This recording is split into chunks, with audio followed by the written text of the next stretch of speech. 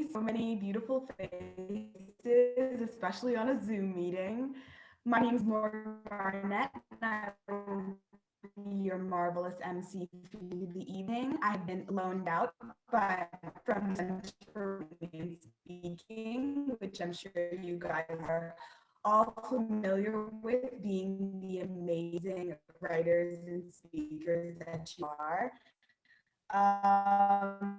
Just want to let you guys know that in the chat, there's a link to the Writers Festival magazine if you'd like to read along or see some of the other incredible works that people have made. Hey, Morgan, I'm sorry to interrupt you, but we're having actually some trouble hearing you. Incredible event.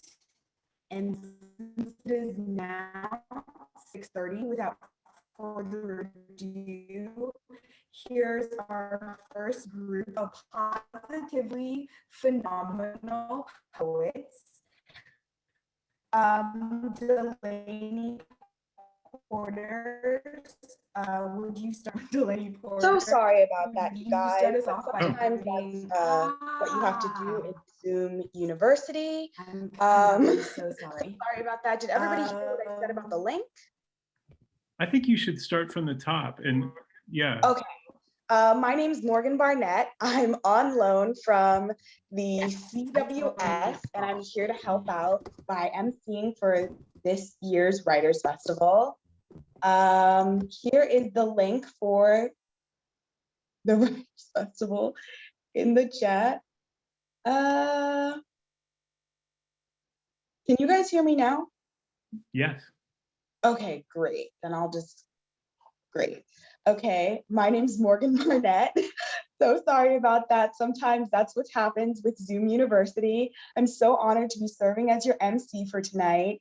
There is a link to the Writers Festival that I will try to put in the chat so you guys can read along and enjoy the ceremonies with us.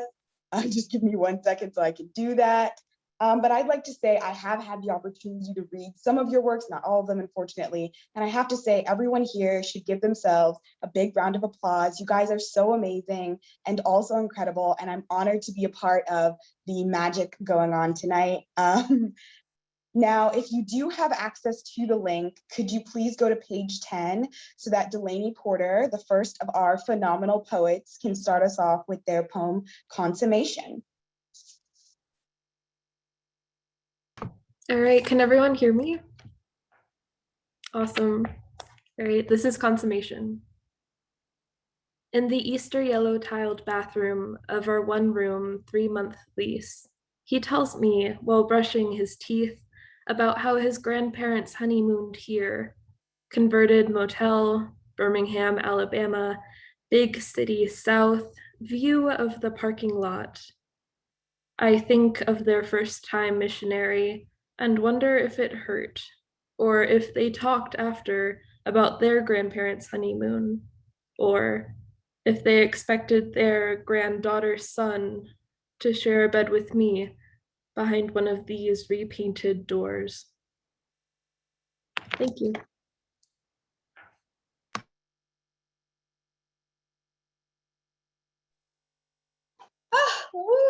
Let's give a round of applause for Delaney. Thank you so much. I want to just spend time ruminating on that, but unfortunately we don't have the time. So could our next speaker, Bella Braxton, whose poem Residence can be found on page 11, please come up and share your amazing work with us. Hello, this is Residence. Every letter in my mailbox is addressed to the previous owner of the house. Every tree on the property has chosen to branch in high places, providing no opportunities for even the most industrious of climbers. My neighbors are building something in their backyard. It is tall and casts its shadow stretching over my garden bed. Before the power outage, I misunderstood the light. Ice melted and swamped the floor. Had it been permitted, the smoke of my fire would have turned these walls gray. The animals, I fear, are still smaller and weaker than the ones that sleep in my bed. Mildew grows quietly and knows it is safe. We must decide which holidays deserve decoration and whether to put out the flag on the 4th. How much money will we spend on colored lights visible only from the street? First, we soil the floor so that we may again sweep and feel pride. Neighbor children will knock at the door expecting candy.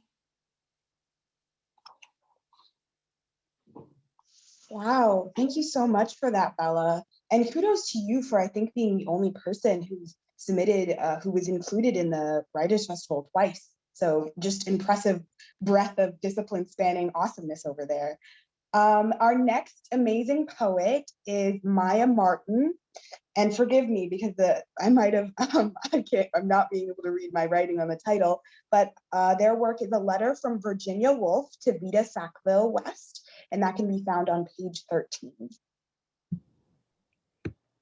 Okay, letter from Virginia Woolf to Vita Sackville West, Burley House, 1913.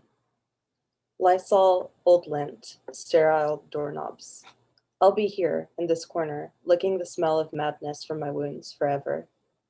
I hang immobile, suspended in air, halfway between insanity and moonlight, listening to the steps of the woman who will take my dulled pencils away from me. I don't tell her I can't eat before I've cleared my stomach of words. Eat, speak, nap, breathe. What a weight it is to forgive the pain for slowly killing you. I reach for my scalp and feel it smoldering still. The person who's abused me slowly, unphysically, since my 12th lifetime, gifts me tulips, which promptly die. Held by gravity in a field between remembering and dismembering, I place my pencils on my tongue and bite. Woo! Oh my gosh, that was so amazing. Were you inspired by these historical figures as you wrote, or were you writing from their perspectives? Yes, I'm a big fan of both of them. Oh, that's so amazing. Okay, now our next category, will you guys help me in welcoming our fabulous fiction fanatics? Our very first fiction author included in the Writers' Festival magazine is Camryn Smith, who's reading her fiction work Butterflies, which can be found on page 44. Thank you. I will be reading the first few pages of Butterflies. The butterflies began to be remembered just as you were disappearing from me. I imagined that you were somehow developing in my mind without me ever knowing it, until you were a whole thing without a face. But I could somehow see you. You, a tall man with curly dark brown hair, leaning against the counter of some future kitchen I have yet to see. You'd be wearing a vest with dark brown slacks and Oxfords. I could tell that you were polite and kind because I wanted you to be. So I thought I would go find you in this more reachable world. Because of the number of people that might exist, you must be out there, even if it is just a fragment of you within some other person. Otherwise, there would be no purpose to you being here in my head, perched on a recliner, reading a book, memorizing quotes to read to me when time is at its softest. I downloaded my first dating app in the middle of the night when I was desperate to look for you. There were only 3 pictures of myself, and I could not help but wonder if you were more real than I even was, because there didn't seem to be much grounding me in this reality. The swiping was the hardest part. It seemed that each man who appeared on my screen looked the same, for they all were the same in a way, as they just weren't you. I take a chance on some man who had that curly hair or glasses because it made me think of you. If they at all mentioned a love of poetry or reading, I'd take a chance. And it went like this until the feed started over and I saw the same faces as I began with. Hours had passed, my eyes burning from staring at my screen, and I had a few matches waiting in anticipation, or maybe I thought they were because that seemed to be what you would do, wait in anticipation. You would see that girl and be curious of the books she read, and the universes she made up in her head. I saw the matches and I started a conversation with one who I thought was most you. Sending a picture of this person to my friend, she sent back a question mark, considering how this man could not possibly be my type. No, he doesn't look like you, but I can feel he would have his feet propped up on a rainstorm of a Sunday with a mug of tea in his hand. Chamomile, as if he'd need more than the lulling of the rain and thunder to put him to sleep. He'd fight sleep, and in the midst of yawns he'd talk about Sartre or Orwell, or why the universe is so dark and not set alight by the surrounding stars and that beautiful sun. That's all he might say, in fact. The sun. Hey there, how are you? Good, what about you? Good. What is something you're obsessed with? I play Call of Duty a lot. I'm obsessed with how we are never really touching anything. We think we might be sitting atop of our beds or chairs, but we are really floating upon the clouds of electrons, never quite touching, but repelling one another. It means that, in a way, we are flying. People are always wanting to fly and have no idea how they do. I've always thought that, how we would be falling through everything if that weren't the case. What are you afraid of? Sometimes I think I am a cruel person, the way I leave these people who perhaps had the best intentions as text on a thrown-away screen. Sometimes I think I am a ghost, the way I only find purchase in reality when it is through pixels and electric signals. But even there I disappear, pretending I had never existed. I think about those people, wondering if I had caused some sort of pain in my disappearing act. It is just so clear when they are not you, and I go to sleep with the heaviness of chamomile tea coating my throat, I all the while wondering where you are. The first butterfly came after I deleted the app, giving up on my search for you through pixels. I can only think that I had seen a butterfly that next day. It would not be honest if I suggested that I really saw it, consuming its image and colors and its very existence. But I do remember seeing the shadow of a butterfly on the deck as I was lying out staring up to the sky. I was thinking of you and where I might find you in the world. I thought of bookstores and the library, walks alone in the park, or readings. I reconciled with the thought that I would not find you through the phone because you just might not own one, and how you would say that you would send me a letter, and I'd write my address down on the corner of an empty page of my notebook that I carry with me all the time. And I would anticipate that letter because how exhilarating, how slow and calm the development of a relationship through letters. I would want to throw away my own phone, seeing how foolish it would be to have it when I would have you and these letters. The first letter would come, flying in only a few days later from our meeting, as if the moment you got home you began to write it, or perhaps even in my presence as we spoke of the male gaze in horror movies. The butterfly, the shadow, must have stayed during these thoughts, pumping its wings in hopes to retrieve my attention. I can't remember ever seeing a butterfly before then, or at least not for quite some time. They weren't ever something that I would seek, as something was always strange about them. I can never distract myself with the beauty of their colorful wings, but instead I held a focus on their snaking veins through their wings, their sticking thread legs, and eyes filled with 100 more eyes. You must know butterflies are attracted to blood. Their wings perhaps meant to be as alluring as the light at the end of an anglerfish. They tout pleasantness, but only to hide from us their deviance. Butterflies, they sent chills through me when I was younger, and I must have shelved their existence elsewhere in my head, so that I might never have to consider them again. Though I imagine now that those veins are mere secrets that keep their wings together, and they kiss blood like how we might wrap our mouths around pricked fingers, or kiss the top of flesh-colored band-aids. Thank you. Woo, thank you for that so much, Camryn. Would our next fiction writer, Sara Masters, whose body rights is on page 54, please start? All right. Body rights. Tuesday morning, an hour before I have to show up at work, I wake up in a coffin. It's dark, not the claustrophobic kind, but the kind that expands my surroundings, swallows me, leaves me grasping at phantom shapes in an attempt to orient myself, leaves me stranded in space, starless, cold, loveless. Somewhere, a deep, echoing distance away, light rise like a deep-sea fish. Pale blue and bitterly neon, it twists on itself again and again, an aching Mobius strip that curls somewhere between my eyes and my brain. It sears itself there, resolves into a familiar form. My alarm blinks, reading 6:30 a.m., an hour after the time I usually wake up. My alarm blinks, reading 6:32 a.m. I read the numbers, process them, an hour before I have to be at work. I'm going to be late.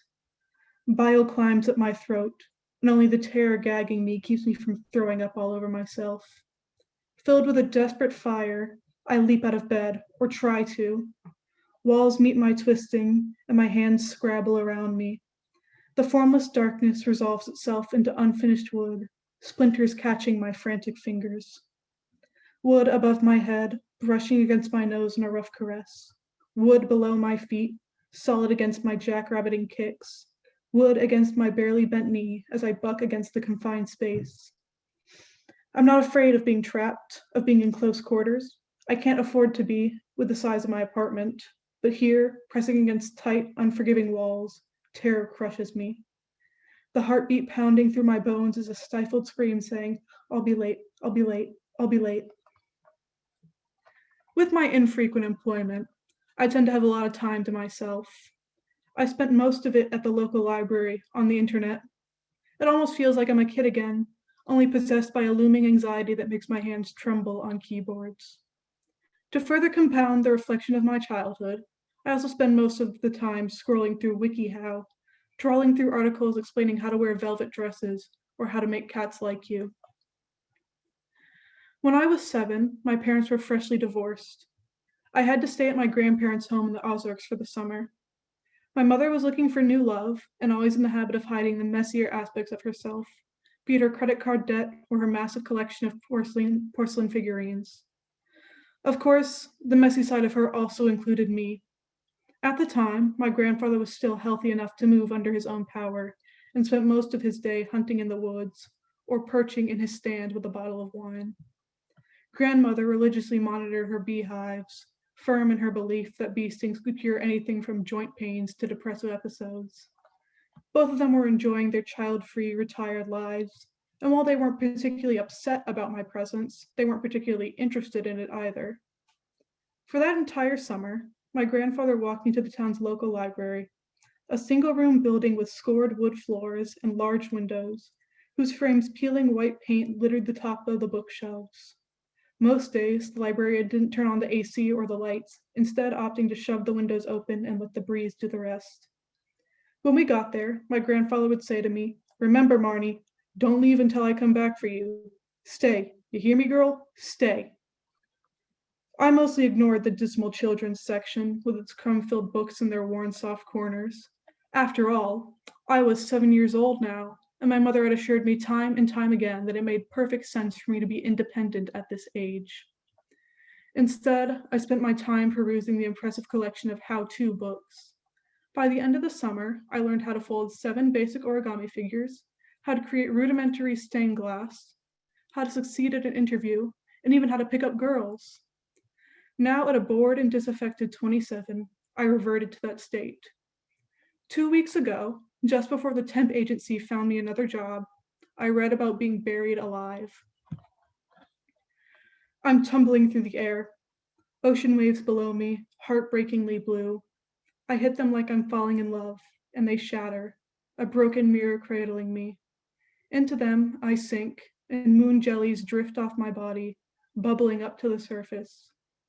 Striking the water with me and sinking, sinking, sinking. A desktop computer, sheets of printer paper weeping ink, a framed picture whose faces blur with static, a suit and the man in it, a briefcase from which paper clips scatter into flower petals. Around us, the dark ocean rises. Morning damp dirt clings to my face. It drops off in clumps, trailing down in a lover's caress. All around, graves are washed in pink light. Upon a hill in the distance is a gazebo, its shadow crawling across the ground towards me. I sigh and grab the small headstone marking the plot I'm in. My nails are bloodied, ragged from clawing through the earth. With a final tug, I drag myself out of the grave. My suit is filthy, but my boss comes in late anyways, so I'd be able to shake myself free of the dregs of the grave before he saw me. Besides, it was better to walk in covered in a grave dirt than lose my job for the sake of a shower. The grassy hill rolls like an ocean, grave paths rushing tides. They tug at me, pale gray dirt foaming underfoot, bubbling around my ankles. If I look back, I know I'll see it whirlpooling into the grave I left, trying to suck me back in.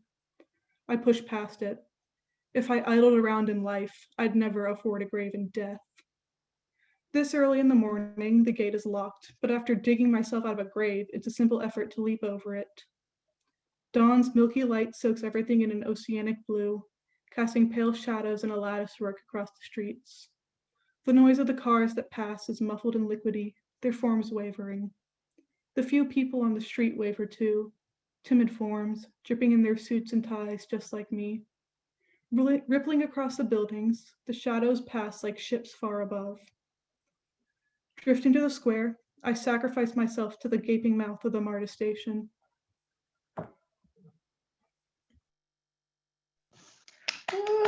Thank you so much for that, Sarah.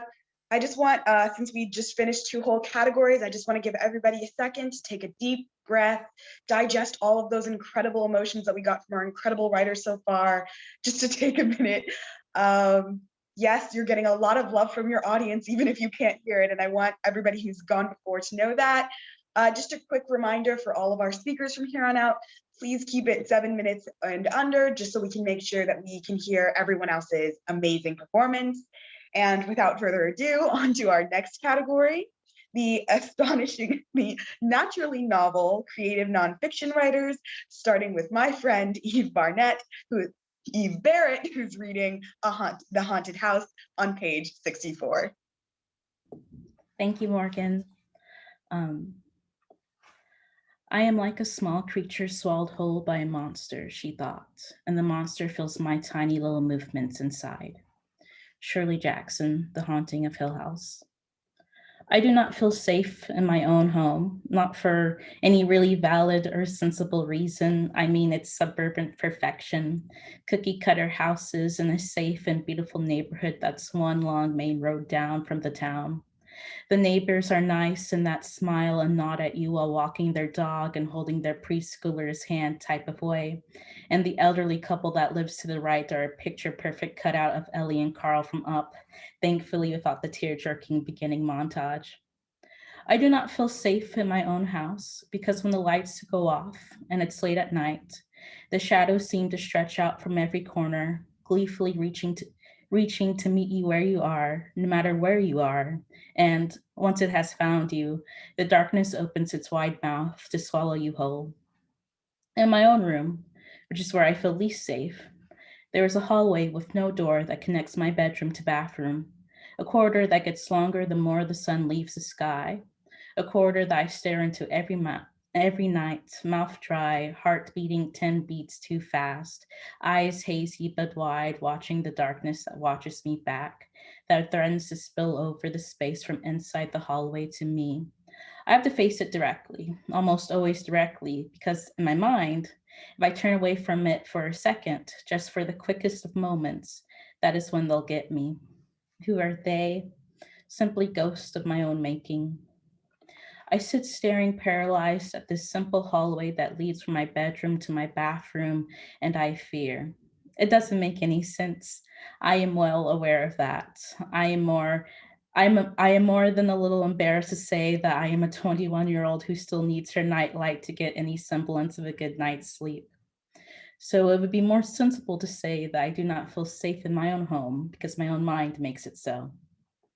I suppose I should not feel so bad about this. After all, most of us tend to experience this primal fear of darkness.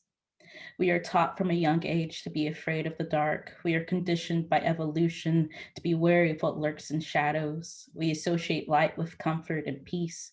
We tie light and white together. White means purity. White means good. The inky black that surrounds darkness is cause of anxiety. Black, the absence of color. Black, the absence of humanity. But when morning comes and the sun inevitably rises to cast long shadows out, and I step outside to its brilliant light, surrounded on all sides by a sea of white, am I really any safer? I feel most Black when I am surrounded on all sides by a sea of white. I feel most Black when I am most afraid. House exists as first witness. Just as our bodies keep the score of trauma and injustice and every little bad thing inherent, our homes watch and listen and are weathered down by every echoed scream, every door slammed. The damage done to our bodies and our homes are reflective of each other and made more apparent by how much one tries to disguise it and cover it up with pretty things. Often these are the worst ghosts, our past selves as memories that linger underneath floorboards. Built by slaves, the Carnton Mansion stands tall to this day. The plantation was used as a field hospital for the Confederate Army, and the house's parlor was fashioned into a type of operating room. When you walk in, the walls are lined with vintage wallpaper and white faces in every room as the portraits of the McGavick family stare down at you. The wooden floors that creak even when you're standing still are stained with blood from long gone soldiers. Northwest off the home lies row after row of Confederate bodies laid to rest in the McGavick Confederate Cemetery. These were not the details that made an impression on my young memory. Instead, I became engrossed with the story of one of the McGavick children who had been playing by the stairs on the second floor. From what I remember, the child had not looked, taken a step too wide, and fell from the railing, hitting the first floor. Like the soldiers that came after him, his blood had seeped on carpet and into hardwood floor underneath, staining the wood permanently. Imagine little Black girls surrounded in a sea of white but Confederate memorabilia and ghosts and standing over a reflection of her own possible mortality. The child's death was more impactful than the soldiers because he had been even younger than she. I remember thinking at the time if I would stain like that when I go on. I remember, and I say this because memories are malleable and changed by time and state of mind, being comforted at the fact that the house wouldn't let him go, even when everything else did. I remember in another two-story house in which my own family lived, my sister and all her anger made worse by teenage years would, after any small inconvenience, slam her door so hard that the doorknob would always crash and dance off her room's wall. When she wasn't satisfied with that, she would slam her fist into that same part of wall where doorknob had just bruised. Eventually, wall gave way to big gaping hole that matched the size of her anger. When we had to move and sell the hole was of course the first thing repaired, but it still took several years to sell the actual house. Maybe it is because potential buyers could feel the anger that lingered and remained. Even when covered up, there are thousands of ways that a space can warp from the simple fact of your existence. I think I will end it there. Oh my gosh, thank you so much, Eve. That was amazing. And I'm so sorry I misread your last name as my last name. In my defense, it's only like a letter or so off. So without further ado, for the second time, here's Bella Braxton with Ducks for Ducks, which can be found on page 67. Hello again. This is Ducks for Ducks. We wanted fish to bite our hooks, only the fish. We did not want mammals, amphibians, marsupials, reptiles, or poultry of any sort to latch onto our fishing lines. If you had asked us why, we might have said, well, that's why it's called fishing. And we would have been right. It was called fishing, and fish were the goal. We would, of course, pry out the hook, wash the blood from our hands, and throw them right back in after. Then we would, of course, press cheap white bread over the hook between our index fingers and thumbs, make sure the shiny silver was all covered up, and throw the line right back in. The fish's eyes did not look like ours. We would hold them in our hands as their tails thrashed madly. They would gaze unblinkingly in a way that was foreign to us. This one is so pretty, look at it. The fish calmed and we tilted it back and forth in the sunlight. Look. My brother and my sister would smile. There was the opening and closing of the mouth as if it were afraid to speak. We would wipe away its blood as if lovingly, as if we had not ourselves obscured that silver hook in a more agreeable whiteness. To be more explicit than is probably necessary, we did not hate the fish. We'd have said that we liked them. Yes, of course, we sent the hooks down to catch them, pulled them up as they flailed, wiped their blood on our beach towels, and looked fondly in their eyes. That's why it's called fishing, we might have said had you asked us. Fishing, we would have tried to articulate, was an appropriate interaction between humans and fish. There was the riding of horses, the milking of cows, the eating of pigs, the petting of dogs, the teaching of children, the planting of seeds, the mowing of grass, the picking of flowers, and yes, of course, the fishing of fish. What we did involved flailing bodies and blood, but we did not call it violence, because this was called fishing. We liked watching the ducks. The fish, from our perspective, were like shadows underwater, but the ducks were floating, sunlit, and very real. When one of the ducks dipped its head into the water and bit my hook, I screamed. There is no such thing as ducking. No one ducks for ducks. Ducking equipment is not sold in any store. Nobody goes ducking with friends on the weekend. People do not hang ironic "gone ducking" signs on doors. No bumper sticker on any car has ever told me that its driver would rather be ducking. This does not happen in books or movies. You cannot find this in a dictionary. It goes unmentioned in the lyrics of country songs. My parents and grandparents came yelling. The duck's wings went around in passionate circles. Feathers came loose, fell, and floated away on the water. My grandfather held the duck's head steady and pulled the hook out. They said to me, "You need to be more careful. You could have really hurt that duck, you know. It could have died." Of course, if we'd been ducking, they would have smiled at the duck's feathers flying all over. They'd have taken a picture of me smiling and my duck. They would say, "All right, throw it back now." But as it happened, we were not ducking. We were fishing. And when I asked if the duck would be okay, they said, "You'd better hope it will." And when they walked away, I felt like something was missing. That night we ate dinner. We may have had fish. We may have eaten a duck, one that we did not see or hear dying. Do we care about ducks? We'd have told you we did. We did not cover our eyes, nor did we look further than we needed to. Thank you.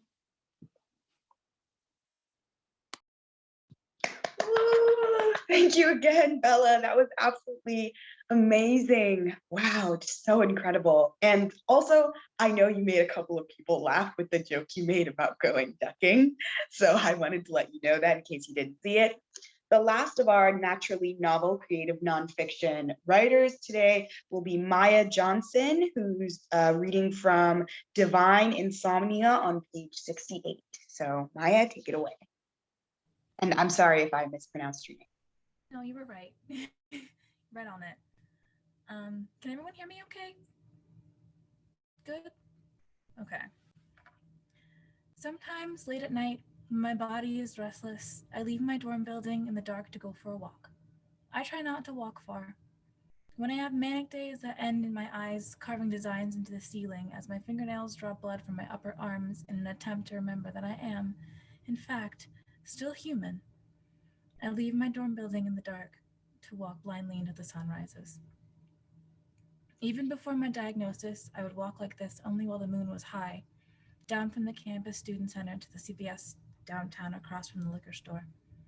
I would sit on the bench across from the street and watch the lights change colors, blinking in and out like dying stars. Nights like those, I would wander and let myself melt into someone else, a person who doesn't have bipolar disorder, a person with a destination ahead of them, a person-sized star pointing to what could be north. Some nights I am a god, if only to get the mania out, a god who has abandoned her creations and worshippers to hide away where she will never be found.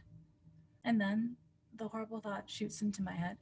The best way to abandon people who love me is to walk far enough away to do exactly that, and then dance in the empty streets with a seemingly endless joy until the lights come on. How many bus stops have I passed? How many train stations? That intersection near the train tracks looks like the perfect place to shout and whoop and sing, doesn't it? What time is it? Aren't people leaving for work soon? The darkness tastes different from these kinds of walks, but then again, everything does on walks like these. Every inhale of the night carries a new flavor. On most divine nights, it's new smoke from a pack of Marlboro Reds taken by a seducing the cashier at my local Exxon. On those divine nights, once the smoke dances into the rings of my hair, I walk with long, languid drags to a place to sit and create nothing again. A god can sit and stare at nothing for hours, creating every freckle of dust the night carries under the orange street lamp, weaving them together with red thread pulled from her lungs. Marlboro Reds don't taste like ambrosia, but they do comfort me. With godhood comes shaking hands that often have trouble opening the damn pack, and a continuous rush of disconnected thoughts. A passing thought glides underneath the ridiculously bright haze of the mania. Death would just be released from godhood, and at the end of everything, why would I want to see Jesus looking like a coward? I'm good at creating nothing that matters, unless the dust freckles make all the street lamps orange after all. Please let me be good at something for once. On the walk when I bought menthols instead of reds, I stopped in a shabby, low-lit parking lot and sat on a raised intersection of the pavement that divided one building from the other. The gravel crunched under my sandals, and the cement was cold against my ass as my dress rolled up to sit. The minty taste in the smoke was supposed to be comforting. It wasn't. My hands were still shaking. The white headlights of a car wiped my mind.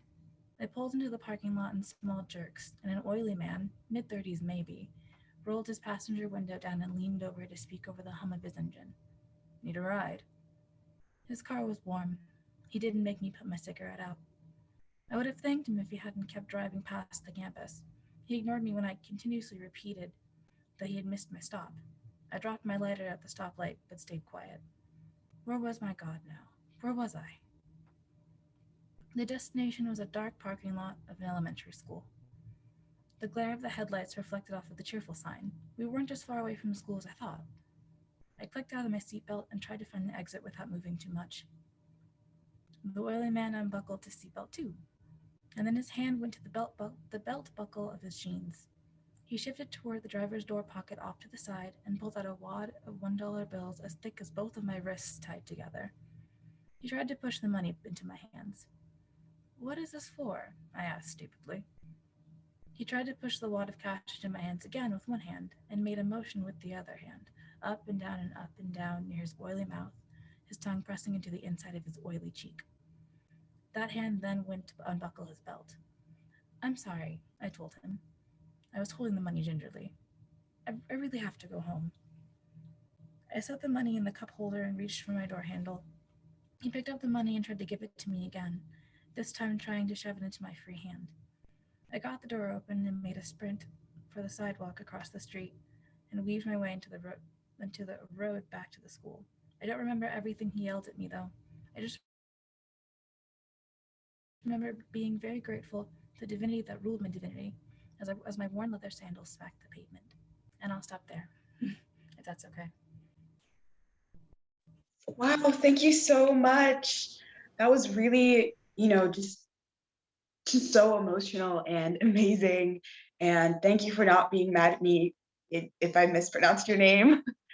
But I just wanted to check in with everybody. How are we feeling? We only have one section and I believe one reading left. So if you guys could give me a thumbs up or, a yes or a heart or an applause or just an emoji, just so I can feel your vibes and energy. I'd like to give a shout out and kudos to every amazing reader who's gone, even for those of you whose works that I have read, hearing it in your own words, in your own voices, it's something remarkable and incredible and different and very amazing to experience firsthand. Oh, my mistake, there are 2 readers left.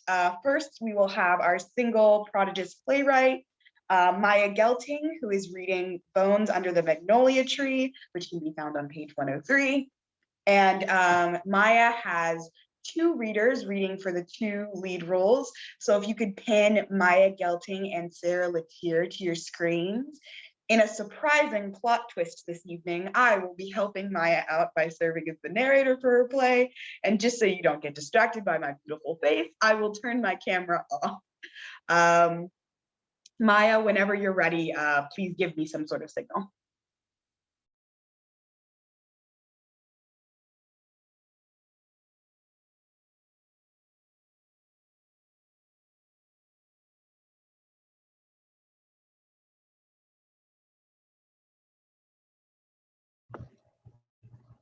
Go ahead, Morgan. Thank you.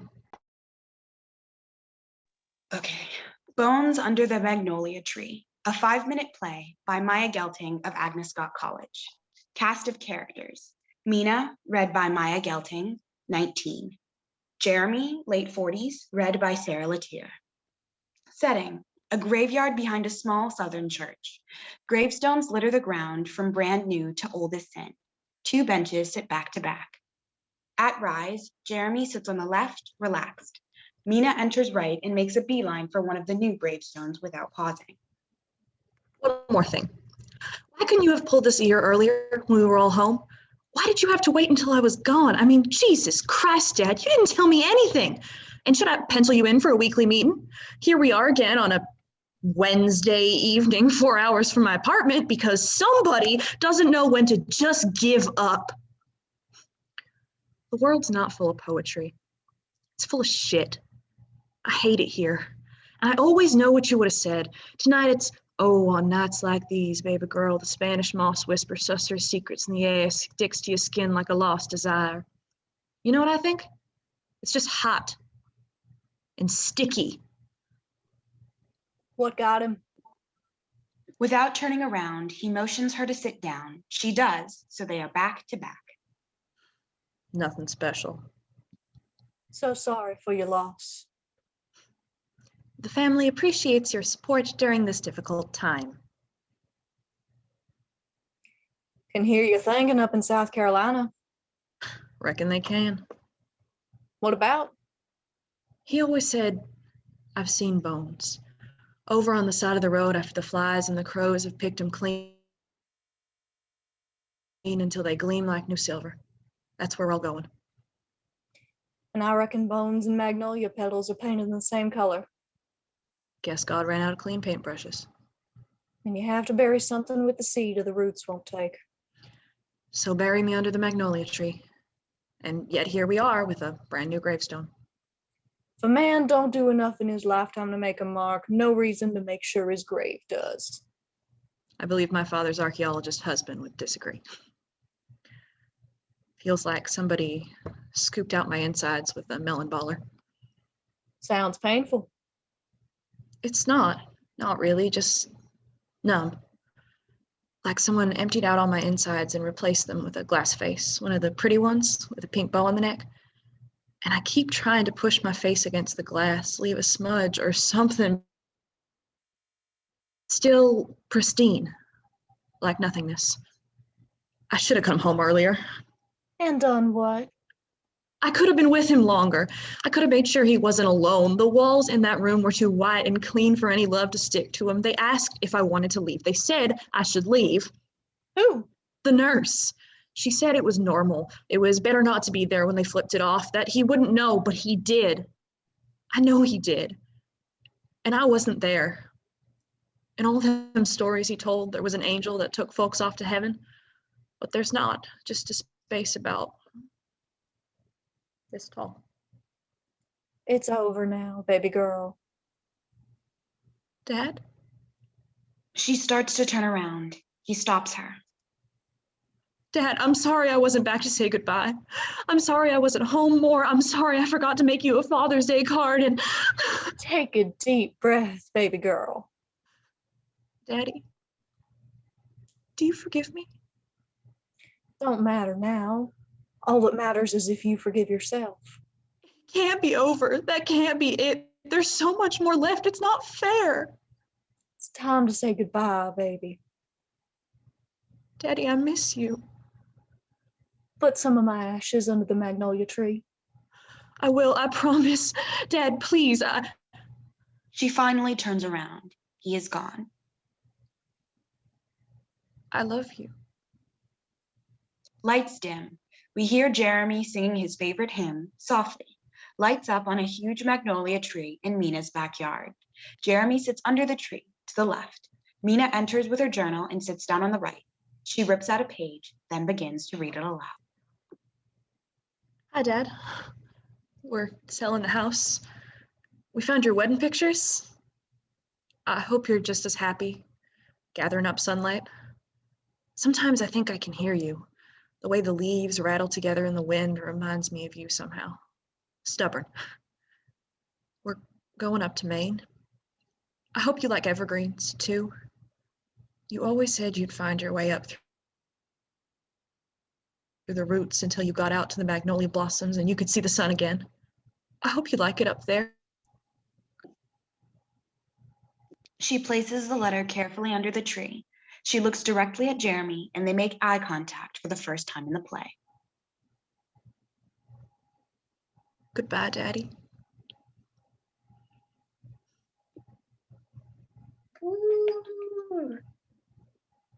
Yay, Oscars all around.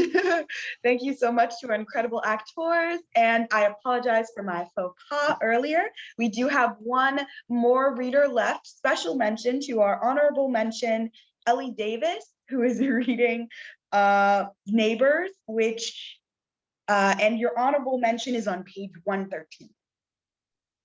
Thank you, Morgan. I'll be reading the first few pages of The Neighbors. Tucked away in an ancient apartment, a little box in a sea of tenants, a girl woke up without her alarm and decided she would make something of herself.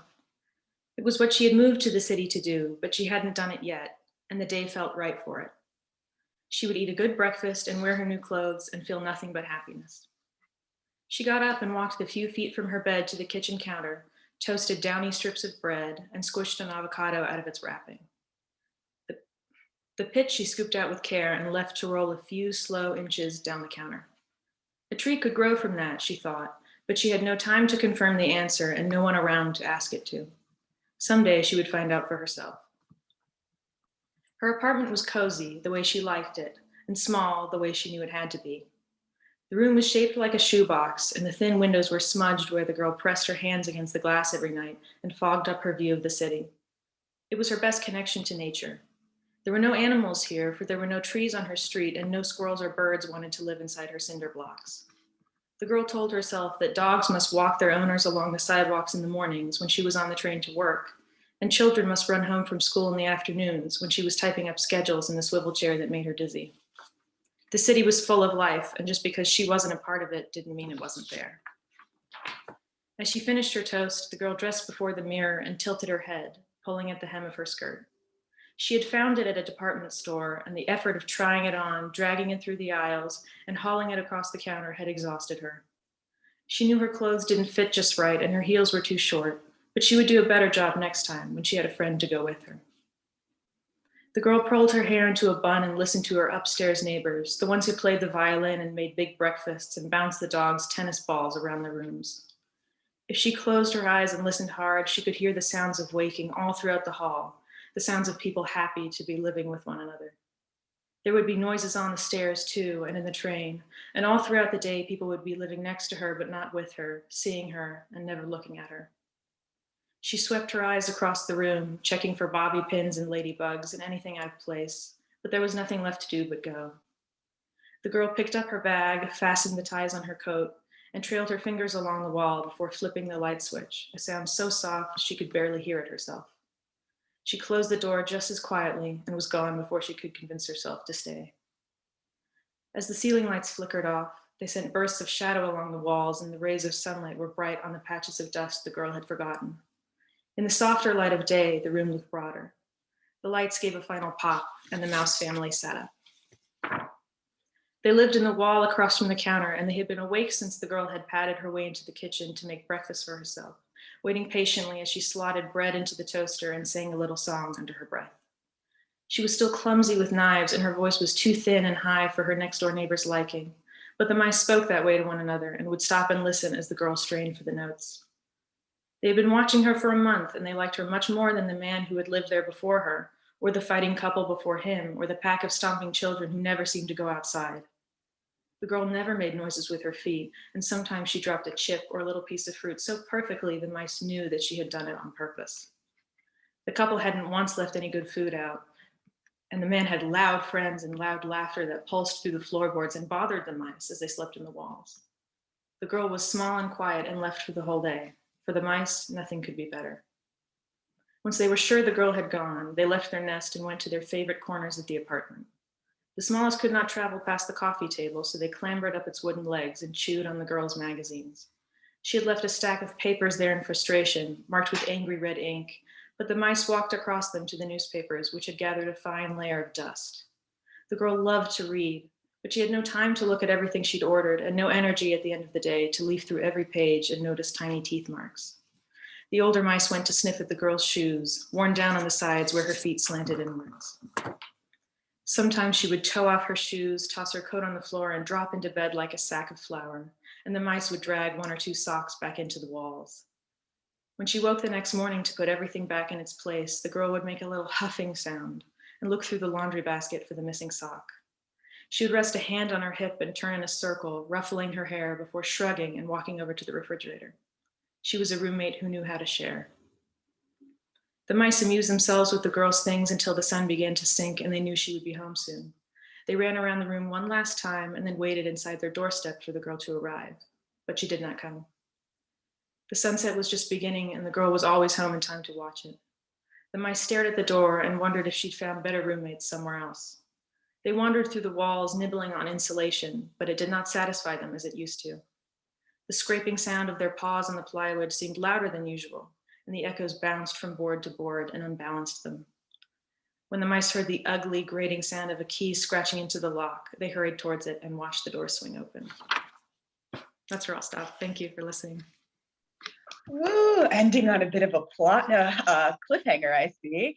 Very clever. I just wanted to let you know that you did get some very vocal love in the chat. Yes, people were very excited to hear you speak. And I hope that everyone's had an incredible event. I hope that I didn't forget to mention anyone because I got nervous about it and checked 3 times.